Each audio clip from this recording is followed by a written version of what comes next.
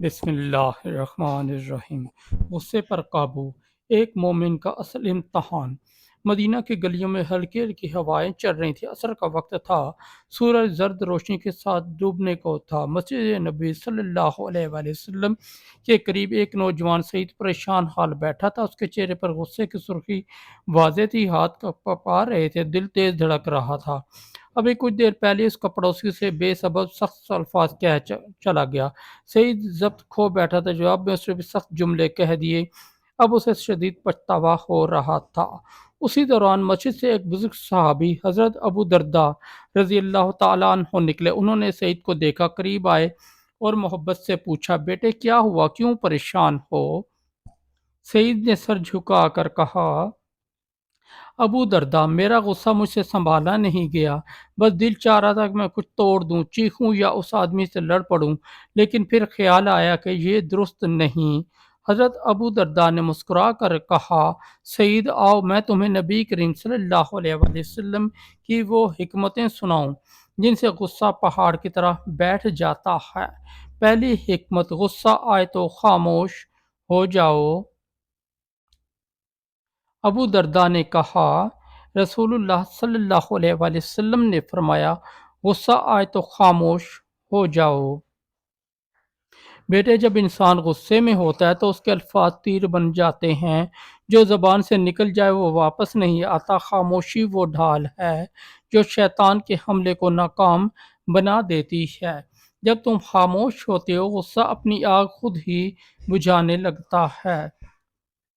سعید نے سوچا، ہاں اگر میں اس وقت خاموش رہتا تو بات بگڑتی ہی نہیں۔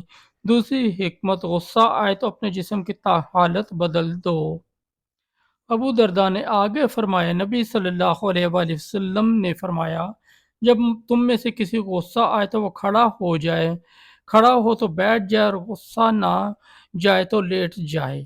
بیٹے جسم کی کیفیت بدلنے سے نفس کی شدت ٹوٹ جاتی ہے، جیسے آگ کو راکھ سے ڈھانپ دو تو وہ خود بخود بجھ جاتی ہے، اسی طرح بیٹھ جانا اور لیٹ جانا غصے کی آگ پر پانی کا کام کرتا ہے۔ سعید خاموشی سے سنتا رہا، دل میں نرمی اترتی رہی تھی۔ تیسری حکمت، وضو کرنا اور اللہ کی پناہ مانگنا۔ ابو درداء نے اپنے ہاتھ سے اشارہ کرتے ہوئے کہا، بیٹے رسول اللہ صلی اللہ علیہ وسلم نے فرمایا، غصہ شیطان سے ہے اور شیطان آگ سے، لہٰذا جب غصہ آئے تو وضو کرو۔ وضو دل کو ٹھنڈا کرتا ہے، آنسوؤں کو صاف کرتا ہے، روح کو سکون دیتا ہے۔ جیسے آگ پر پانی ڈالا جائے تو وہ فوراً بجھ جاتی ہے، اسی طرح غصہ وضو کے ساتھ فوراً کم ہو جاتا ہے۔ سعید نے گہری سانس لی، واقعی وضو ایک عجیب راحت دیتا ہے۔ چوتھی حکمت، بڑے دل والا بننا۔ ابو درداء نے کہا، اللہ تعالیٰ فرماتا ہے، اور غصے کو پی جانے والے اور لوگوں کو معاف کرنے والے، اللہ ایسے نیک لوگوں سے محبت کرتا ہے۔ جو غصہ پی جاتا ہے وہ کمزور نہیں بلکہ سب سے طاقتور ہوتا ہے۔ سعید نے آسمان کی طرف دیکھا، اللہ کی محبت اگر یہی مل جائے تو پھر غصہ چھوڑنا کیا مشکل۔ پانچویں حکمت، حق کے بدلے بھلائی۔ ابو درداء نے مزید کہا، رسول اللہ صلی اللہ علیہ وآلہ وسلم نے فرمایا، سب سے طاقتور وہ ہے جو غصے کے وقت اپنے آپ پر قابو رکھ لے۔ بیٹے حقیقی بہادری تلوار سے نہیں دل سے ہوتی ہے، جو خود کو قابو کرتا ہے وہ دوسروں کو بھی دل جیت لیتا ہے۔ سعید کا امتحان۔ ابھی دونوں گفتگو میں تھے کہ وہی پڑوسی دور سے آتا دکھائی دیا جس نے سعید سے بدتمیزی کی تھی۔ وہ سیدھا سعید کے پاس آیا اور کہا، سعید مجھے معاف کر دو، مجھ سے غلطی ہوئی، میرا موڈ خراب تھا، اس کا غصہ تم پر نکال دیا۔ سعید کچھ دیر خاموش رہا، اس کے دل میں پھر سے وہ چنگاری لہرائی، لیکن فوراً اسے ابو درداء کی باتیں یاد آ گئیں۔ خاموش رہو، بیٹھ جاؤ، اللہ کی محبت وضو طاقت وہ ہے جو غصے کو پی جائے۔ سعید نے دھیرے سے جواب دیا، کوئی بات نہیں بھائی، میں نے بھی زیادہ سختی سے جواب دے دیا تھا، اللہ ہم دونوں کو بہتر بنائے۔ پڑوسی حیران رہ گئے، جن سے وہ لڑائی کی توقع کر رہا تھا وہاں اسے معافی اور نرمی ملی۔ وہ شرمندہ ہوا اور کہنے لگا، سعید، آج تم نے مجھے وہ سبق دیا ہے جو شاید کسی کتاب سے بھی نہ ملے۔ سعید کا دل بدل گیا۔ حضرت ابو درداء نے سعید کے کندھے پر ہاتھ رکھا اور کہا، دیکھو بیٹا، یہی غصے پر قابو پانے کا اصل انعام۔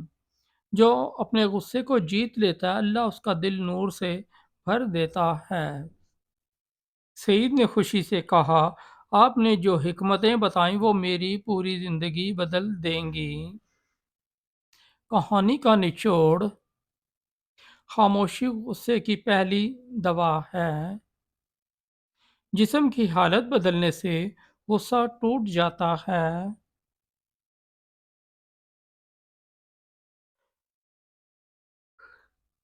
وضو غصے کی آگ بجھا دیتا ہے۔ جو معاف کرتا ہے وہ اللہ کا محبوب بنتا ہے۔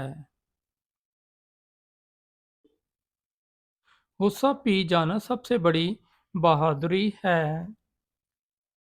اس دن کے بعد سعید مدینہ میں اس نام سے پہچانے جانے لگا، وہ نوجوان جو اپنے غصے کو مات دے دیتا تھا، اور اس کی زندگی سکون، محبت اور حکمت سے بھر گئی، صرف اس لیے کہ اس نے نبی کریم صلی اللہ علیہ وآلہ وسلم کی تعلیمات کو دل میں اتار لیا تھا۔